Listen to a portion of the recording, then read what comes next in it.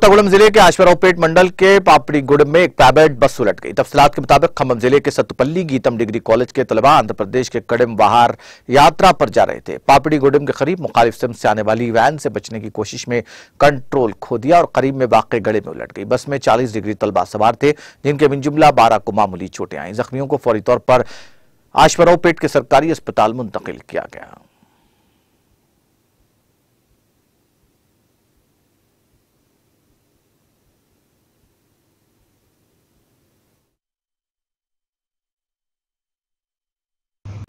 उदయం సుమారు 6:30 సమయంలో సత్తుపల్లి చెందినటువంటి Geetanjali degree and PG college సంబంధించినటువంటి 40 మంది విద్యార్థులు వాళ్ళ కాలేజ్ నుంచి విహారయాత్ర కోసం కడియంకి వెళ్ళేటప్పుడు ఆశ్వరావుపేట మండలంలోని పాపిడిగూడెం రోడ్డు వద్ద మూలమర్పుల దగ్గర బస్సు అదుపు తప్పి మన రోడ్ సైడ్ పడిపోయింది। ఈ ప్రమాదంలో ఎవరికి కూడా ఎలాంటి గాయాలు కాలేదు।